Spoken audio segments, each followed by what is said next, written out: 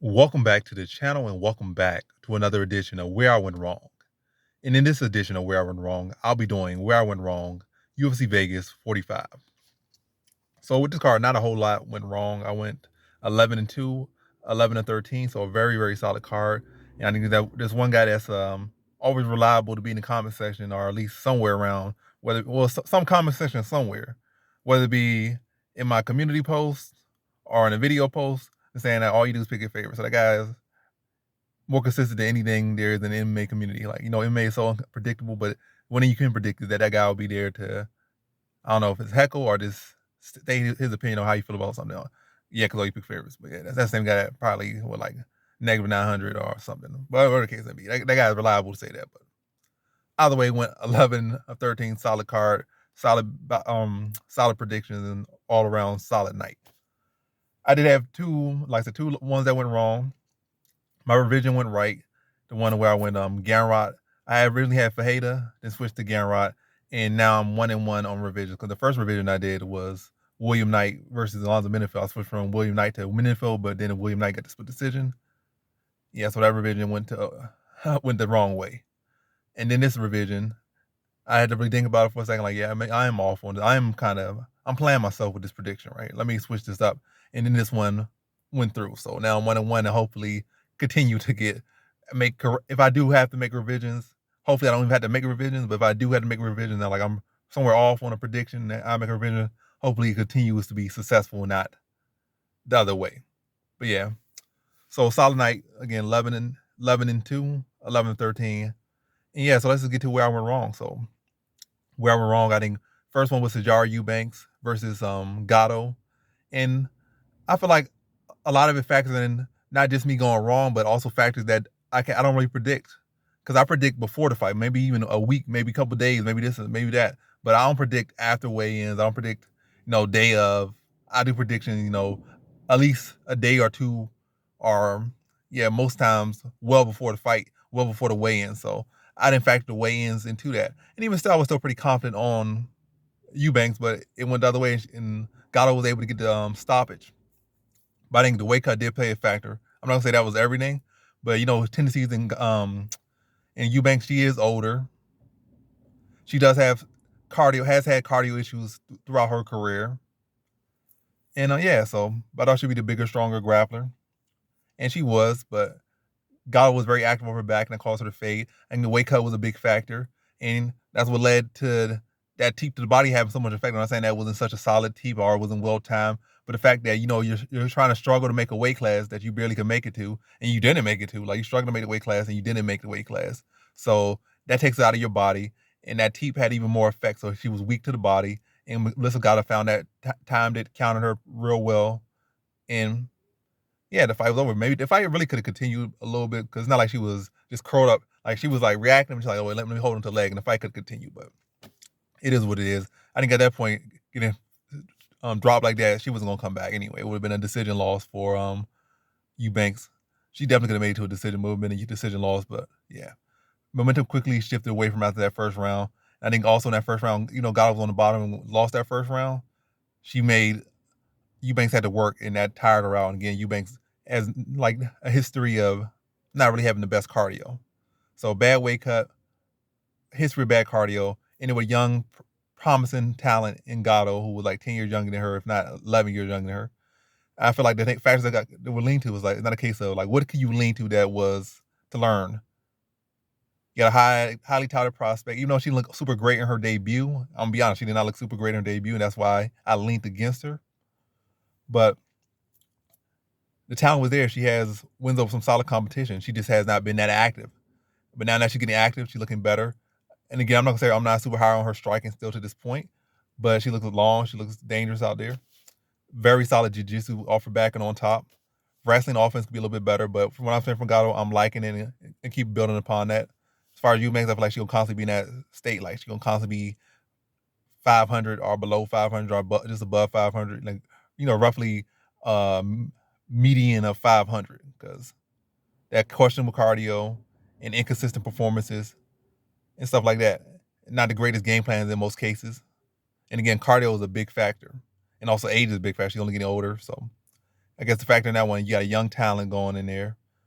No, she is not necessarily matter. Matter of fact, I can't really find no consistent because a lot of times you get these young talent. Maybe they have good wins here, good wins there. Because there's plenty of plenty of people like this that fit this description. And man's MMA, women's MMA, lightweight, heavyweight. That they seem to be this and seem to be that. Have wins over who and whatnot. And yes, they're younger by this and much.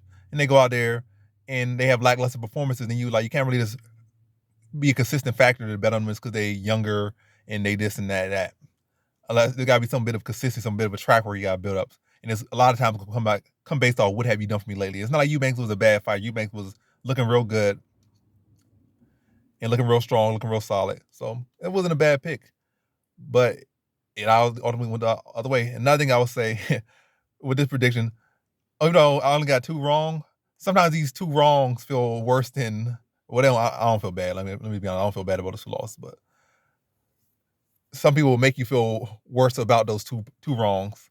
Because one guy was like, he's a Gatto fan, like he's a Gatto supporter, and he was like saying you're gonna get humbled after this. So hey, it's like those people. It be those people when people really be trying to go at it with you in the comment section, and then you be like, I'll be watching the fight like money aside or this aside. I just want to win so I can have that comment, have that comment over them. And then you got like, when you get it wrong, you got like, well, you got me. And I hate doing that, but it's part of the game. And that was also the same way with the Wonderboy Thompson and the Bilal Muhammad fight. But I didn't even debate with that guy. That guy was just having his own little internal beef with me over the Bilal Muhammad and Stephen Wonderboy Thompson. Like I only got even responded to him. I was like, all right, you could have that. I don't care too much. I didn't put no money on that one, but yeah, you could have that one. But either way, when people kind of really get caught up in these picks and stuff like that, or certain picks, like they really be heavy on one pick, those be the picks I really be wanting to win, not even for money, just for bragging rights. And when I lose those do sting a bit. But yeah, 2 wrong. But yeah, as far as Gatto, I can't really say nothing consistent.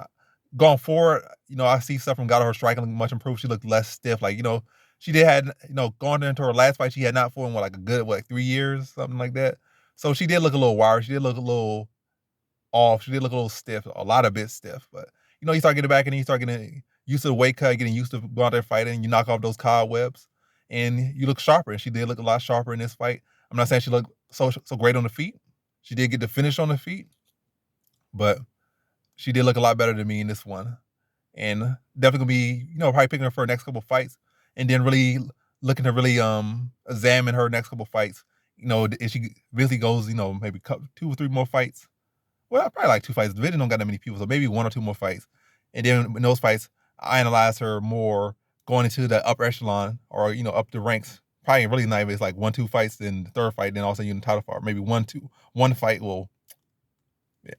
It's a little woman in this division. Matter of fact, it could be 1 fight, 1 more win. Matter of fact, it's 2 more wins than she'd be in the title fight. So I don't know, but I'll be gauging her. She looks good. She looks solid. She's a full package. But how could she measure up against other young women who are at the prime of the game, who are the full package, are going to be there through 3 rounds and not going to be there through 1.5 rounds like Eubanks was. But look to be tested. Like, let me say, like Eubanks had cardio or came in and she could make the weight class. I mean, and had no issues making weight. She could do what she did in the first round through 3 rounds. It would have been an easy decision for Eubanks, pretty much. Not an easy fight, but it would have been an easy decision. But the fact that Eubanks has that questionable cardio, was a saving grace. It allowed her to I could just outlast her that 1 round, make her work, and then take her late, maybe beat her or potentially finish her or not. She got to finish, but that won't be there as much with you go up. But ultimately, still very high on what I've seen from her, but still a lot more I need to see from her. But yes, that's for Gatto. Now to our next pick, we had where I went wrong was Bilal Muhammad versus Stephen Wonderboy Thompson. And I went with Stephen Wonderboy Thompson. I feel like this was kind of like a quick pick and a quick prediction.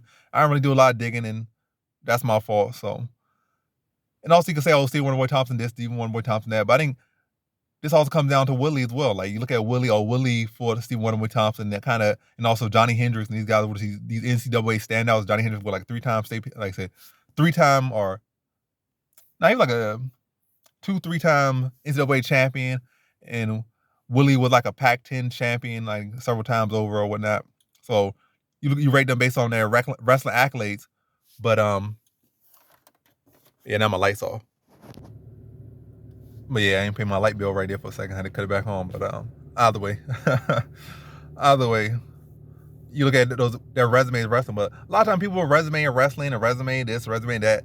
Like it's like who cares what you did in your other sport? What are you doing in MMA? And I feel like Willie at one point in his career was heavily on. Matter of fact, he was a wrestler, and then I think around the Nate Marquardt fight, he started falling in love with the striking, even though he got knocked out in that fight. He's like, oh, I love this. This is so much easier. And he got away from his wrestling. Like he wasn't a wrestler since. He was a mediocre MMA striker that had power and like one punch, a lot of explosive and blah blah blah. And he got away from his wrestling. And you look at what's his name? Pretty much both Hendricks and Willie ultimately had the same demise where they thought they were strikers and they got away from their what they were. They were wrestlers and they got away from that and thought they were strikers. And you saw what happened with Hendricks. He got knocked up by the gay porn star Dakota Cochran. And now you see what happened with Willie. He got knocked up by a guy that appeals to teenagers. That's like 24, Jake Paul, the cringe lord who has MMA by a chokehold right now. So yeah, he only box. Even though he only box, he has MMA world by a chokehold because all these MMA fighters want to fight him. And most of them most if not all of them going to lose to him in a boxing match. But they're going to keep calling. He's going to keep knocking them down and keep making money off them. And I don't think his intention is to make a mockery of MMA, but it kind of is making a mockery of MMA. And I'm getting all these notifications, everything trying to annoy me all at once. But this video is not about Jake Paul. That's for another day, another video, another time. But either way, I'm just feeling like those other guys weren't as committed to wrestling as Bilal Muhammad was. And also, on top of that, Wonderboy isn't getting older, and people are finding how to take him down, finding ways to take him down. Like Willie was shot for 2-3 takedowns. He did get one, to be honest, but didn't commit very much to the wrestling. Hendricks just tried to muscle a lot of his wrestling and was unsuccessful. And then you kind of look at those guys were so good at wrestling, but they weren't able to take him down. But then you got guys like Bilal Muhammad, Gilbert Burns, who they're going to mix it up well and time their takedowns better and commit to it better instead of just trying to force it based off, oh, I was this in college, I was this and that, I'm all this and that. And they come with these basic shots.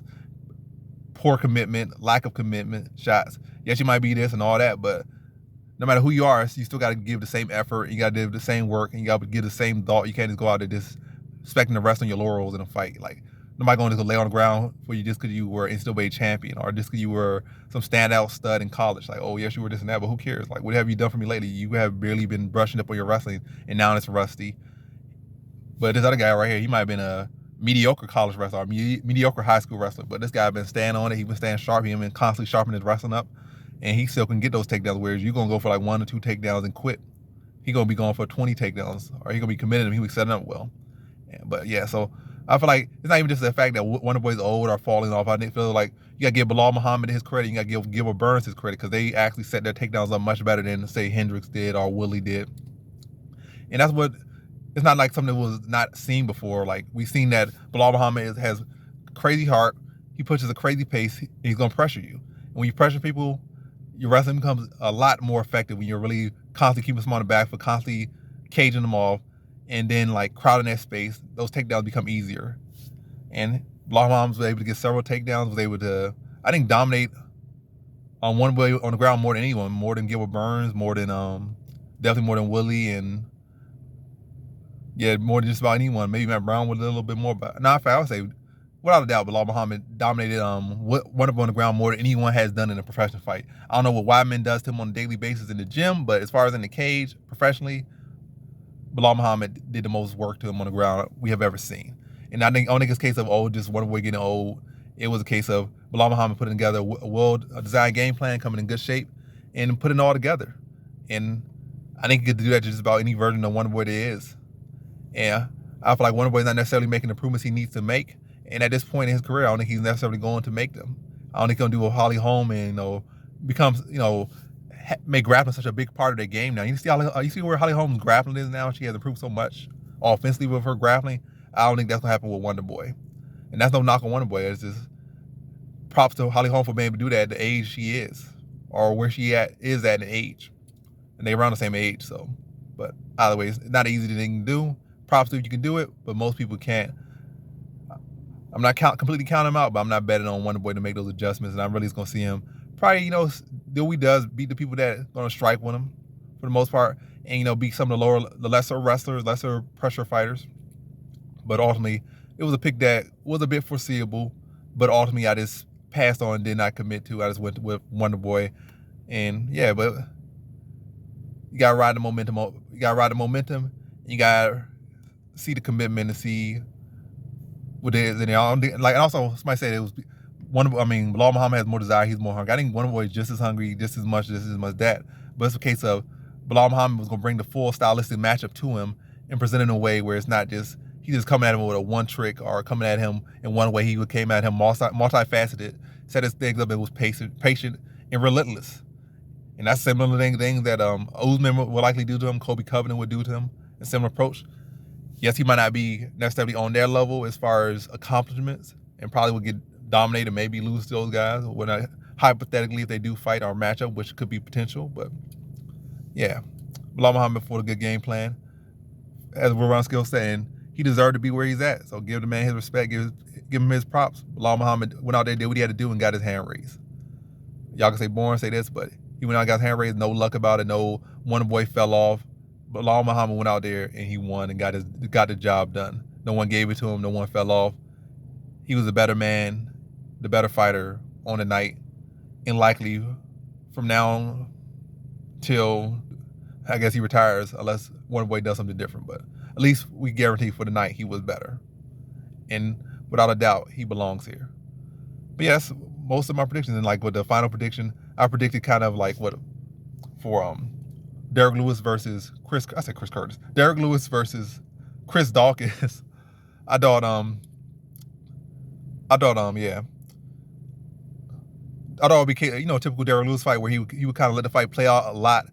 Chris Daukaus probably be kicking his leg like he was, and being more technical, being more clean, let his hands go a little bit more. Not really landing all that clean, but constantly keeping him busy, outlanding Derek Lewis. Then eventually, in case later on the fight, Daukaus' hands start to drop, he'd be open more, and then in a split second like that, Derek Lewis would catch him, finish him off, typical fashion. But it really all played out in the first round. The whole fight, I thought it would play out in the 4 rounds, played out in 1 round. Daukaus was kind of letting his hands go, and no, he was, like I said, he was winning the striking battle. He was a very short fight, but the whole fight, what I expected, but in 1 round.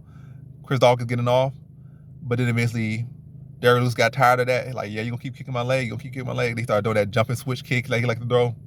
Started letting his hands go, started to swing, turned into a little bit of a slugfest. I want to say he just turned into a sloppy fight, but he did what he had to do. Closed that distance, exploded, crowded his space, swung on him, put him out. Good performance from Derek Lewis. Good performance from Chris Daukaus. But once again, Derek Lewis adds to the knockout total, got his hand raised, and got another win. One of the most successful and accomplished heavyweights there is without getting the belt in MMA history. But props to him. And once again, a good solid card. Wrapped up the card 11-2, 11 of 13. I'm gonna keep saying keep saying that, but probably say 20 times in this one video. But that's the video. Obviously, I'm running out of things to say. But all in all, good card. And I'm not gonna go through every single thing. And I already managed to talk for 19 minutes on 4 or 5 fights. But that's the video. Thanks for watching. Like, comment, subscribe, and come back for more videos. Peace.